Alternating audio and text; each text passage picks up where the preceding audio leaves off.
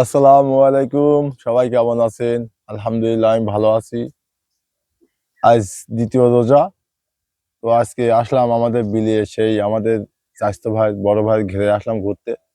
তা ঘেরের দিকে একটু তাকাই, দেখলে বুঝ করা যায় আসলে এই ঘের আপনার হচ্ছে যখন মাছ বিক্রি করা হয়ে যায়, তখন ঘের মালিক কি করে জানেন?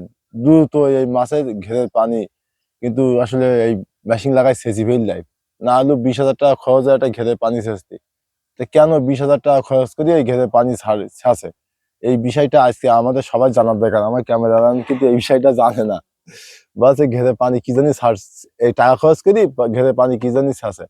তো এইভাবে তো মাছ ছেড়ে দিলে হয়। আসলে কি জানেন, ঘেরে মাছ পানি ছেঁচার উদ্দেশ্য হচ্ছে কি, আবার যখন রানী মাছ দেয়, আর পাবদা মাছ কিরকম ধরনের দেবেন, 2500 2800 এরকম ধরনের মাছ সবচেয়ে ঘেরে ছাড়ার জন্য উপযোগী। অনেকে আছে কি যে 3500 4000 লাইনে মাছ ঘেরে ছাড়েন, এরকম ধরনের মাছ ছাড়বেন না, ও বেশিরভাগ কেটে যাওয়াটার সম্ভাবনা থাকে। আর পাবদা মাছ যখন আপনার ঘের থেকে বিক্রি করা হয়ে যাবে, তখন আপনি কি করবেন, সঙ্গে সঙ্গে ঘেরটা সেচি ফেল দেবেন। সেচি মনে করেন কি ঘেরের মাটিগুলো মানে কাদা শুকাই ফেল দেবেন। যত শুকাবেন তত আপনার জন্য ভালো, প্লাস পয়েন্ট। আর এটা কেন শুকাবেন, খাদ্য যে খাদ্য যে দেওয়া হয়, এই খাদ্য কিন্তু মানে যে মাটি মাটি কিন্তু আপনার একদম কাদা হয়ে যায়, কাদা হয়ে যায়, ওই মাটি মানে কিন্তু আপনার গ্যাস হয়ে যায়। কিন্তু ঘের যখন আপনি শুকাবেন, তখন আল্লাহর রহমতে ওইটা মনে করেন যে বিষাক্তটা নিরাময় হয়ে যায়। তারপর কি করবেন, ঘেরে চুন পাবেন, সুন্দর করে চুন দেওয়ার পরে মনে করেন যে আপনার এই ঘেরে যে চতুর সাইড একটু দেখাও, সমস্ত সাইড কিন্তু আপনার ওই দেবেন, ওই কাদা মানে ওই চুন ছিটাই দেবেন। চুন ছিটাই দেওয়ার পরেই আপনি পানি করবেন।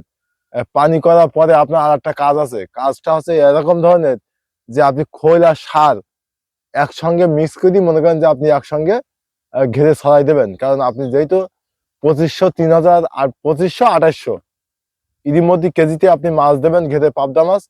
এই জন্য তো ওই ছোট মাছ তো আপনার খাদ্য থাকে না, দিনের দিন তো আপনি খাদ্য দিতে পারবেন না, কারণ মাছটা আসে এখান থেকে না হলেও 700-800 কিলোমিটার ওই পাশ থেকে।